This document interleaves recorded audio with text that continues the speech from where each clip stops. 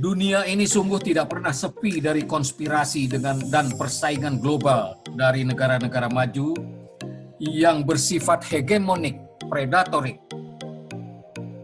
Terakhir, sekelompok elit kekuasaan global, tanda kutip rahasia, berupaya menciptakan apa yang disebut dengan New World Order atau tata dunia baru, merencanakan untuk menguasai tatanan dunia dengan menggunakan keunggulan teknologi tadi dan finansial.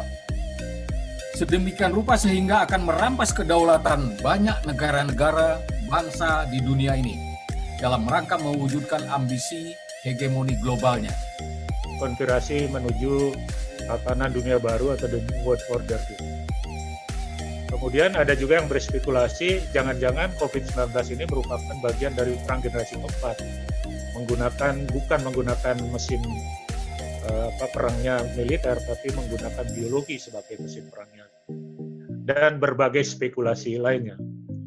Nah, terhadap teori konspirasi di Amerika Serikat sendiri, ketika dihadapkan jajak pendapat terhadap pemirsa Yahoo News dan YouGov, separuhnya mengakui bahwa kemungkinan besar teori itu benar.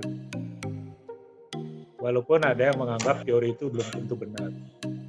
Bagi banyak negara, termasuk Amerika sendiri, vaksin itu adalah satu aset ketahanan bangsa.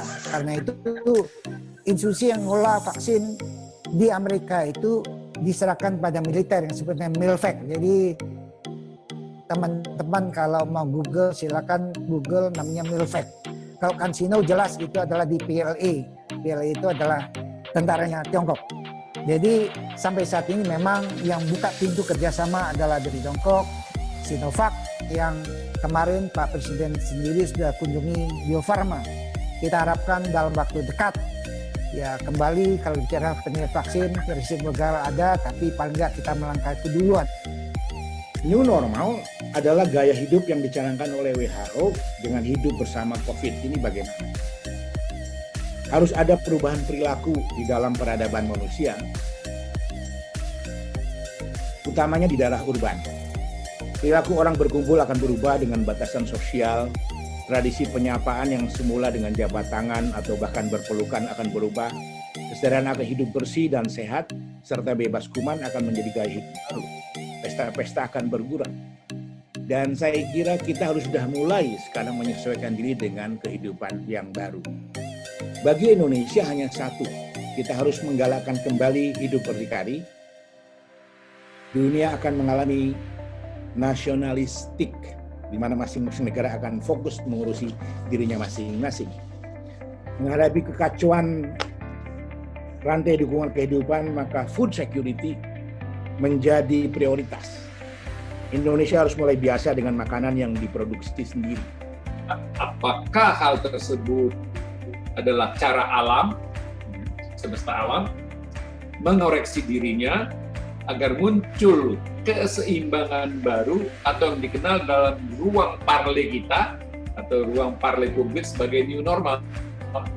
Atau apakah memang terdapat makhluk dunia yang berintelijensia tinggi menciptakan pandemi COVID-19 ini untuk mencapai suatu tujuan tertentu? Ini merupakan suatu pertanyaan yang memerlukan suatu jawaban. Dan saya yakin sejarah akan memberikan jawabannya. Alasannya, COVID-19 ini harus tetap meningkatkan kewaspadaan dan kesadaran kita terhadap ancaman bangsa dan negara, seperti yang selalu diingatkan oleh senior kita, Bapak Wijoyo Suyono, bahwa kewaspadaan adalah harga sebuah kemerdekaan. Janganlah kita karena kehilangan kewaspadaan, kita kehilangan kemerdekaan kita. Namun memang ini sangat sulit atau kalau tidak bisa dikatakan tidak mungkin untuk dibuktikan. Kalaupun itu bisa dibuktikan, tapi itu mungkin setelah beberapa tahun atau beberapa dekade setelahnya. Seperti contoh misalnya ada buku judulnya Economist with Gun, ditulis oleh Bradley Simpson. Itu menceritakan tentang adanya konspirasi global dari Bretton Woods Connection yang menjebak negara-negara baru, termasuk Indonesia, dalam jeratan ekonomi. Nah, ini dituliskan setelah beberapa dekade kemudian, memang. Tapi itu ada gitu kan. Juga saya sebagai orang yang berpengalaman di tim-tim dalam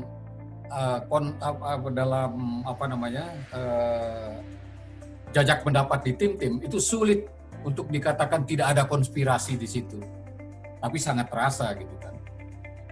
Nah, tadi Pak Derajat juga mengatakan bahwa belum terbukti sampai saat ini. Pak Imran juga mengatakan, tapi Pak Derajat kemudian juga menyambungnya, bukan berarti kita harus menghilangkan kewaspadaan.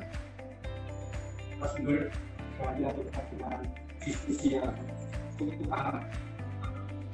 Dalam awal diskusi kita bisa melihat lebih dalam dan luas